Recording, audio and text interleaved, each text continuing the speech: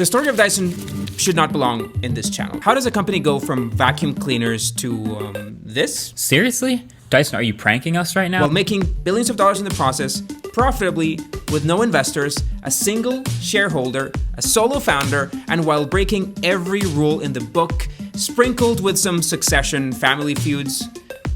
Well, because there's some actual real innovation behind the empire, which we don't see that much these days. This is a timeline of Dyson's most crucial, most pivotal moments. And maybe it was one of these products that made you pay attention to this brand for the first time, to look twice at that cool fan or that hand dryer. Now, in my book, the premise of a startup is to find a painful problem and build a scalable solution for it. But was the market desperate for a better fan? Or did anybody ask for a $500 desk lamp or purifiers in our headphones? Those are all key company milestones, but for a very different reason. I'm gonna get back to those. Dyson is one of those rare, very rare examples of a billion-dollar bootstrap startup that's not built by a Nepo kid. James Dyson, or I should say Sir James Dyson, was born in a middle-class family. The first milestone in our timeline did come from a real problem: vacuum dust bags. Look at this, a vacuum bag. Now, James Dyson devised this approach using a vacuum cyclone mechanism where the air spins on a chamber and because of inertia leaves all the dust particles stuck to the sides. Now, this was not his invention, mind you. This approach was actually invented and patented in 1885. But James Dyson spent like 5 years of his life in the early 80s miniaturizing and applying this thesis to vacuums, funded in part by his wife's salary. But no company paid attention to young James Dyson without the knighthood, because selling dust bags was a $500 million recurring business, so why throw it away or put it in danger? That's like Kodak, like shelving the digital camera they made in the 80s because it would have endangered their film business. Now, some companies like Amway saw the product and tried stealing the concept from Dyson altogether, but by 85, a Japanese company called Apex had bought into the idea and helped them get the product to market in Japan. Now, the hefty $2,000 price point, like $5,000 inflation adjusted, turned the thing into a bit of a status symbol, where a tiny, well-designed device that was compatible with tiny Japanese apartments was actually quite valuable. And it was thanks to this deal that by 93, Dyson had the money to set up shop in the UK with his own manufacturing plant and launch the DC-1. The Dyson has no bag,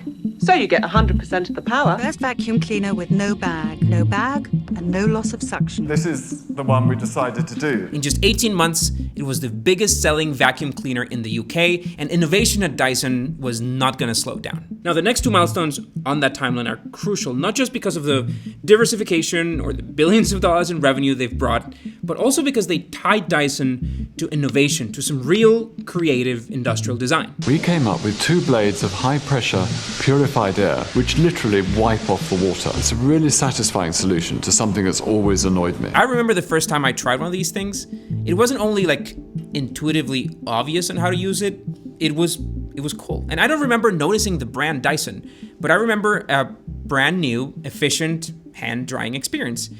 And then of course came the fan. It's a fan, but the most noticeable thing is that it has no fan blades. Air multiplier technology draws in surrounding air, amplifying it 15 times. With no blades, it can release a steady stream of smooth air. And I do remember the first time I saw one. It made me look twice. It made me put my hand in through there and then just look at the price and realize that I couldn't afford it. A fan with blades buffets you, so it's rather uncomfortable to sit in front of. I've never struggled with the punch of air in my face from the blades, despite not being faster or quieter than that good old $15 fan. This is really a beautiful reinvention of a household product. This cheapo fan was between 25 and 40% faster than the $650 Dyson fan. Again, data seems to say that the function isn't better, but sometimes we buy things because they're beautiful, not because they're cheap. Dyson has been able to insert itself exactly in that space in the market, where people are willing to pay 40 times more for something that does the same thing. Those two milestones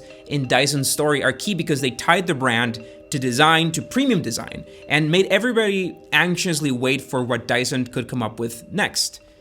But not all of their products were wins. Now, one of the most important steps in building something groundbreaking is finding the right domain to reflect the innovation. And if you're building a tech startup in 2025, a .tech domain is the way to go. Over 500,000 startups worldwide have collectively raised over $5 billion in funding, are using .tech domains to make their mark. Startups like 1x.tech that are backed by OpenAI, and they're developing humanoid robots for our homes, they have opted for a clean, memorable .tech domain to help them stand out in a competitive tech landscape. We've partnered with .tech this year to pick one startup that's using a .tech domain every month to give them free office hours with my team and I, and you can sign up for those at callwithcaya.tech. Now, if you don't have a relevant single word .tech domain for your startup, you can head to any domain register, or you can use the code Slidebean2024 when you go to go.tech/Slidebean for an exclusive 50% discount on your first year. Thanks .tech for helping us make today's video. Innovation, a different approach, fantastic result of all that hard work. In 2010, soon after their hit Fan saw the light of day, they started perhaps their most ambitious project yet, the Dyson Car. And this was the real deal. Over the next 10 years, the company would burn through $600 million in R&D trying to build a Dyson, incredibly designed car of the future. But the viability of electric cars is limited, especially without government subsidies or a fleet of good old combustion cars to subsidize the transition. I don't have a fleet. I've got to make a profit on each car, or I'd jeopardize the whole company. In the end, it was too risky. Don't worry, don't feel bad for them, because over the same period of time, their revenue would sextuple, if that's even a word, but their bet on diversification was paying off. The brand was taking hold, but this chart really takes off after 2016, thanks to... It's dense with technology. We've pushed ergonomics to new levels. It's definitely going to become a staple in my everyday life. But notice that we've skipped a milestone in that timeline. Lamps are transformative for Dyson for a whole different reason, because not unlike Logan Roy, James Dyson has 3 kids. 2 of them are very far off the public eye. We couldn't even find who the oldest was. Emily Dyson is a clothing designer, Sam is a musician and a producer, and finally Jake, who we know is the youngest, originally tried to take this path of his own. The great thing is that Jake went off to start his own business and manufacturing business. He hasn't come here as an apprentice. He came in over the age of 40 as someone who had already achieved great things outside. Now that's why the lamp is so important. It's the not Kendall Roy moment of this dynasty. I'm the eldest boy! Now in 2015, Dyson, the parent company, get it because it's the parent, the large company acquired Jake Dyson Lighton to bring Jake into the fold, and since it's become clear that Jake Dyson is probably gonna take over his father's empire when the time comes. Now Jake and Sir James Dyson don't see eye to eye in many things. There's a reason why our products are so successful, and it's because he has the attention on all of them and every single detail. If someone says to him, James, we want to change the radius on this edge, they have to pass it by him for that sign-off. It's down to that detail. But slowly he's embedded himself into the company's culture, into the pipeline. He was involved in the launch of Dyson's hairdryer, and according to Fast Company, in the 2024 version of their headphones. Nobody wants to take credit for the 2022 version for some reason. That's okay. Dyson is one of those companies that I think gives inventors hope. James Dyson is an inventor who sat down to redesign a product that nobody asked to be redesigned. He proved that there is a place in the world for that product, even if it's expensive, and that you can get there without venture capital, without crazy risks, or without selling it via a subscription. I don't have a need for a hairdryer, and probably neither did him, but the elegant design, the innovation that they brought to such a product that, again, that nobody had thought of redesigning, I think is truly a feat, even if it's $600. We'll have to see about the headphones though. By the way, one of the reasons why I like this guy is that he answered one of my biggest questions about Dyson on how the hell do you go from vacuum cleaners to headphones? Most of our products have a motor and fan to produce airflow.